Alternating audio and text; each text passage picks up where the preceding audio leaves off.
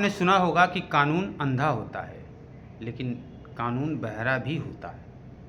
कानून बहरा इसलिए मैं कह रहा हूँ कि सन 1990 में यासीन मलिक नाम का एक व्यक्ति जो खुद एक्सेप्ट करता है, टीवी पर आता है कि उसने 4 एयरफोर्स के जवानों को गोली मारी।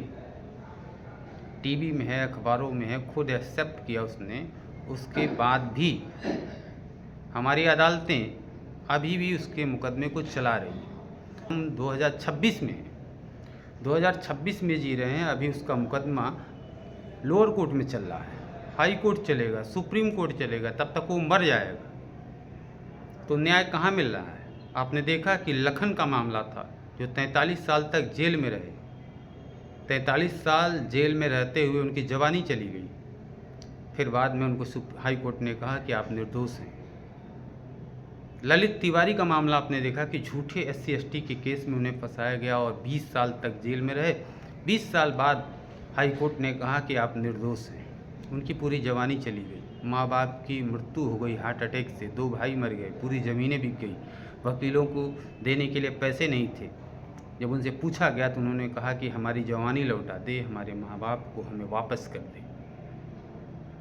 तो जो हमारा जुडिशियल सिस्टम है, इसे रिफॉर्म करने की ज़रूरत है। पुलिस सिस्टम को रिफॉर्म करने की ज़रूरत है, एडमिनिस्ट्रेटिव सिस्टम को रिफॉर्म करने की ज़रूरत है।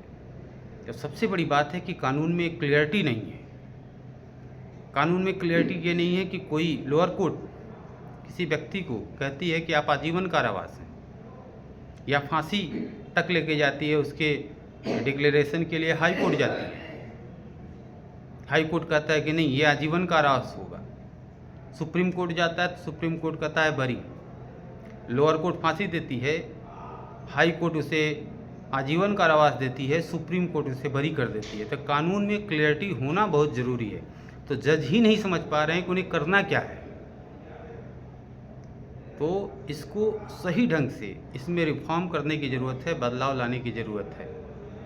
तब ये मुकदमे का बोझ भी कम होगा और लोगों को न्याय मिलेगा। अन्यथा लखन जैसे लोग, विष्णु तिवारी जैसे लोग इस दलदल में फंसे रहेंगे और ये बीमारी कभी भी कम नहीं होगी। तो सबसे बड़ी बात है कि कानून, जो लोग कहते हैं ना कानून अंधा है, कानून अंधा ही नहीं है, कानून बहरा भी हो चुका है। हमारे जो जज हैं, उनके घर में जब नोट जल जाती है, इतनी ज़्यादा नोट है कि वो जल जा रही है, वो कह रहे हैं कहाँ से आई पता नहीं चला।